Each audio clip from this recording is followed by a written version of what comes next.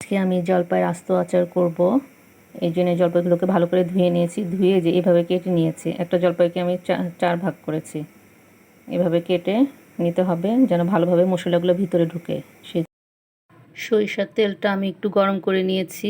এখন এটার মধ্যে আমি একটু কালিজিরা দিয়ে দিব, অল্প একটু কালিজিরা আর অল্প একটু পাঁচফোড়নের গুঁড়া।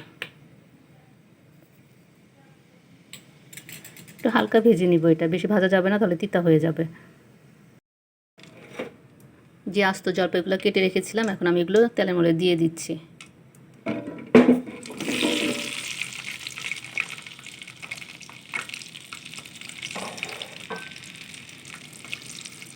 দিয়েছি, এখন আমি হলুদের গুঁড়া দিচ্ছি। হলুদটা একটু কম দিতে হয়।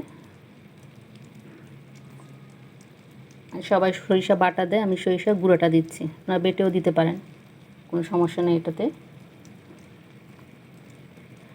ভাজা ধনিয়া গুঁড়া দিচ্ছি,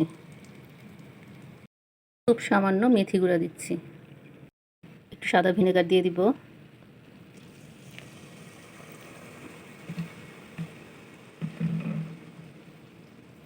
আর একটু পাঁচফোড়নের গুঁড়া দিব,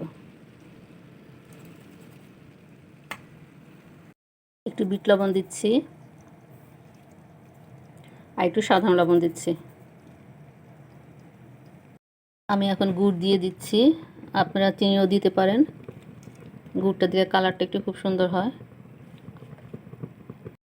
গুড়টা দিয়ে আমি এখন নেড়ে দিব খুব ভালোভাবে, তার নিচে লেগে যেতে পারে, আর লেগে গেলে পোড়া লাগলে আচারটা বেশি খেতে মজা হয় না।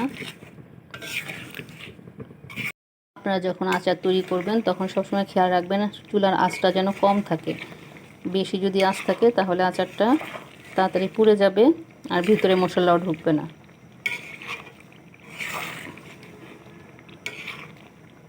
আর পুড়ে গেলে আচার খেতে ভালোও লাগে না, তিতা তিতা হয়ে যাবে। আস্ত জলপাইয়ে টক ঝাল মিষ্টি আচারটা আমার তৈরি হয়ে গেছে। এই যে এটা এরকম হয়েছে, কত সুন্দর হয়েছে দেখতে। এটা ঠান্ডা করে তারপর আমি বয়মে ভরে রাখবো।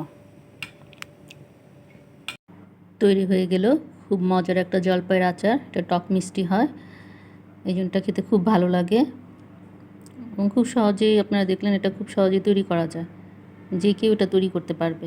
আর পোলাও, বিরিয়ানি, খিচুড়ি দিয়ে খেতে খুব ভালো লাগে।